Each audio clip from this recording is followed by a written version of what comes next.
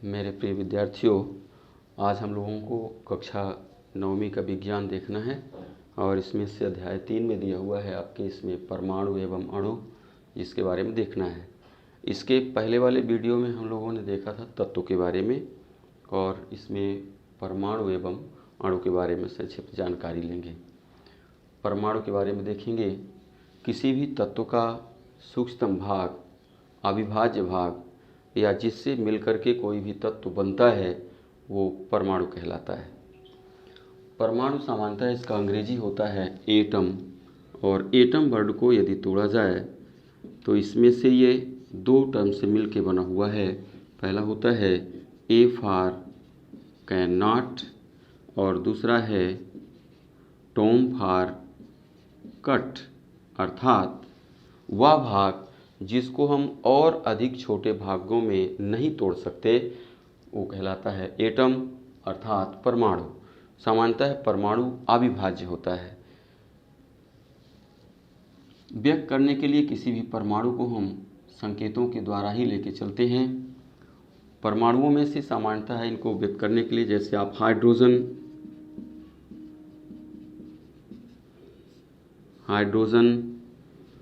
Carbon, oxygen,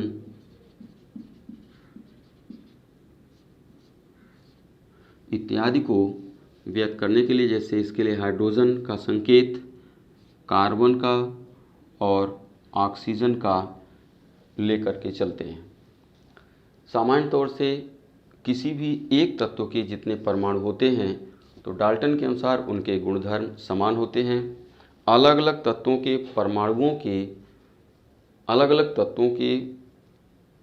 परमाणुओं के गुणधर्म भी अलग अलग होते हैं।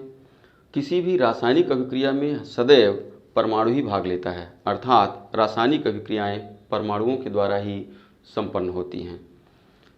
परमाणुओं को सदैव पूर्णांक संख्याओं में ही व्यक्त किया जाता है, अर्थात लिखा जाता है। जैसे यहाँ पर हाइड्रोजन हो गया 1, तो आप इसको आणविक अवस्था में भी लिखेंगे तो H2 और इसके पहले 1, 2, 3 संख्याएं परमाणविक रूप में बढ़ेंगी।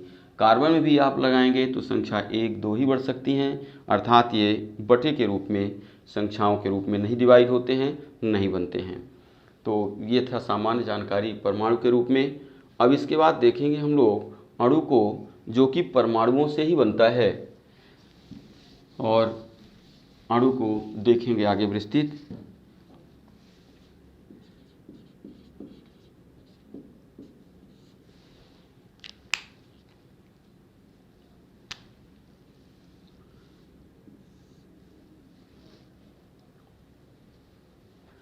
एक या एक से अधिक परमाणुओं के आपस में मिलने से अणु का निर्माण होता है।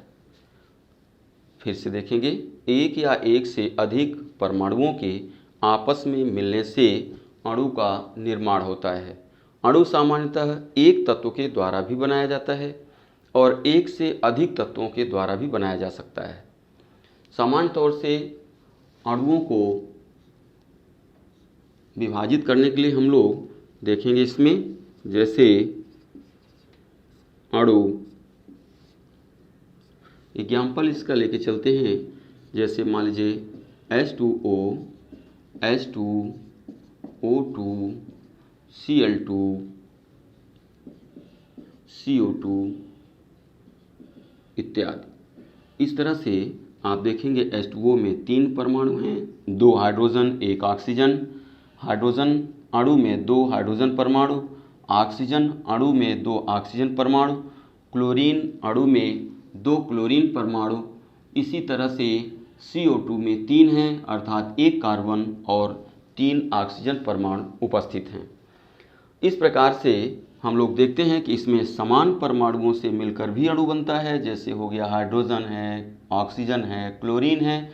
इसी तरह से अलग अलग परमाणुओं के संयोग से भी बनता है, जैसे इसमें हो गया H2O, अर्थात हाइड्रोजन और ऑक्सीजन एक साथ मिले हैं।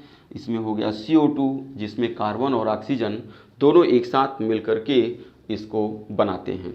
इसी के आधार पर इनको विभाजित भी किया जाता है, अर्थात एक जो इनका पहला विभाजन होता है वो होता है इसमें परमाणु परमाणु संख्या के आधार पर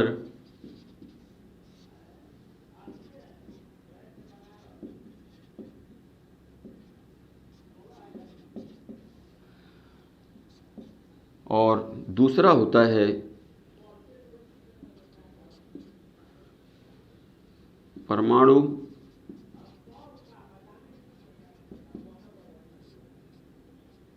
परमाणुओं के समानता के आधार पर, अर्थात इसमें से परमाणु हमारे समान हैं या असमान हैं इसके आधार पर होगा। तो पहले को लेकर के चलेंगे तो इसमें से जैसे आप देखते हैं एक परमाणविक अणु, इसमें कौन सा हो जाएगा? पहले एक परमाणविक अणु, फिर दूसरा है जैसे द्वि परमाणविक अणु, तीसरा है त्रि परमाणविक अणु। इस तरह से आप 4-5 अणुओं को भी एक साथ, परमाणुओं को भी जोड़ करके अणुओं का निर्माण करते हैं। तो यहाँ पर एक परमाणविक अणुओं में जैसे आपका हो गया हीलियम है, नियान है, Fe है, सोडियम है, अर्थात धात्विक परमाणु जो होंगे वो एक एक ही रहते हैं, एक से अधिक परमाणु एक साथ अणु में उपस्थित नहीं होते। दूसरा जैसे आपका हीलियम हो गया, सोडियम हो गया, ये भी हमारे एक ही परमाणु अणु का निर्माण कर लेते हैं, अर्थात परमाणविक अवस्था में ही अणु इनका उपस्थित होता है। दूसरा जैसे देखेंगे आप एग्जाम्पल में द्विपरमाणविक में, तो द्विपरमाणविक में जैसे आपका हो गया O2, Cl2, F2, HCl, HF इत्यादि। ध्यान देंगे इसमें ऑक्सीजन, क्लोरीन और फ्लोरीन, इन तीनों में दो दो परमाणु समान तत्वों के लगे हैं। जैसे ऑक्सीजन के इसमें 2, क्लोरीन के इसमें 2 और फ्लोरीन के इसमें 2 लगे हुए हैं। लेकिन आगे जैसे इनको दोनों को देखेंगे आप तो इसमें लगा है HCl के 2 परमाणु, अर्थात एक लगा है हाइड्रोजन और दूसरा क्लोरीन है, इसमें एक हाइड्रोजन और दूसरा फ्लोरीन है। इसी प्रकार से त्रिपरमाणविक अणुओं में जैसे O3, H2O, CO2, इनमें देखेंगे आप कितने मिलते हैं? 3-3 मिल रहे हैं, अर्थात 3-3 इसमें समान 3 ऑक्सीजन के परमाणु ओजोन में हैं। यहाँ पर H2O में 2 हाइड्रोजन, 1 ऑक्सीजन और इसमें 1 कार्बन एवं 2 ऑक्सीजन परमाणु उपस्थित हैं। इस तरह से ये त्रिपरमाणविक अणु हो गए। इसी प्रकार से चतुष्परमाणविक में आप देखेंगे तो इसमें जैसे आपको P4, NH3, PS3 इत्यादि मिलेंगे, अर्थात इसमें फास्फोरस के समान 4 परमाणु लगे हुए हैं। इसमें से 1 नाइट्रोजन और 3 हाइड्रोजन के परमाणु लगे हुए हैं और इसमें आप देख रहे हैं 1 फास्फोरस और 3 हाइड्रोजन के परमाणु मिल करके इसको बनाते हैं, 4 परमाणुओं वाले अणुओं का निर्माण करते हैं। दूसरी ओर हम लोग देखेंगे इसमें यहाँ पर परमाणुओं के समानता और असमानता के आधार पर, अर्थात इसमें से 2 भागों में इसको बांटा जाता है। पहला रहता है समपरमाणविक अणु, पहला सम परमाणविक अणु और दूसरा रहता है विषम परमाणविक अणु। ध्यान रखेंगे इसमें नाम को आप इसके ध्यान में रखेंगे। नाम में क्या देख रहे हैं इसमें हम लोग, यहाँ पर दिया हुआ है सम माने होता है समान, अर्थात इस प्रकार के जितने भी अणु बनेंगे उनमें केवल एक ही प्रकार के परमाणु आपके भाग लेंगे। जैसे इसमें आपने ऊपर जो लिखे हैं उन्हीं में से हमारे यहाँ उदाहरण आएंगे। जैसे हो गया O2, Cl2, O3, P4 इत्यादि। अब यहाँ पर देखेंगे इसमें ऑक्सीजन के 2 परमाणु अर्थात समान परमाणु लगे हैं, क्लोरीन के 2 परमाणु लगे हुए हैं, इसमें ओजोन के 2 अर्थात ऑक्सीजन के 3 परमाणु, यहाँ पर फास्फोरस के 4 परमाणु लगे हुए हैं। तो इस तरह से इसमें हम लोग क्या देख रहे थे कि समान परमाणु जब आपस में मिल करके अणुओं का निर्माण करते हैं तो तो उसको हम कहते हैं सम परमाणविक अणु। और यदि इसी में विषम परमाणु लग जाते हैं, अर्थात भिन्न भिन्न जब परमाणु मिल करके अणु का निर्माण करते हैं, तो उसको हम कहते हैं विषम परमाणविक अणु। जैसे इसको आप देखेंगे, जैसे इसमें हो गया HCl, NH3, CO2, H2O इत्यादि। इसमें देख रहे हैं आप HCl में एक हाइड्रोजन और एक क्लोरीन परमाणु, NH3 में एक हाइड्रोजन और एक नाइट्रोजन, 3 हाइड्रोजन परमाणु, CO2 में एक कार्बन और 2 ऑक्सीजन परमाणु। इसी तरह से H2O में 2 हाइड्रोजन और एक ऑक्सीजन परमाणु आपस में मिल करके इन अणुओं का निर्माण करते हैं।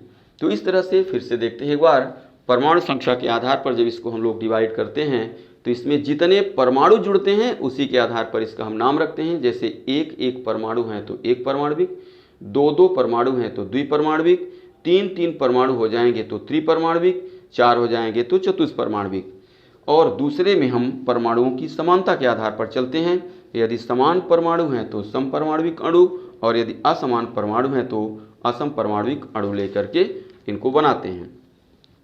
ठीक इस तरह से अणु को लिखते समय हमें ध्यान में देना है कि इसमें से परमाणुओं के संकेत को विशेष ध्यान में रखना है।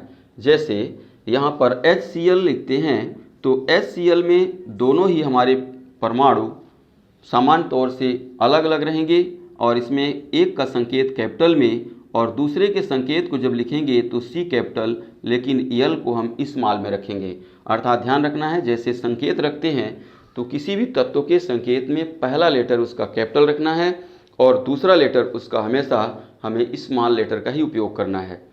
ठीक, तो इस तरह से इसमें अणु और परमाणु के बारे में हम लोगों ने देखा है। नेक्स्ट वीडियो में इनके सिद्धांत आएंगे। इस तरह से आज के वीडियो को देखने के बाद आपको पसंद आया होगा, इसको सब्सक्राइब करके और लाइक कर लेंगे। धन्यवाद।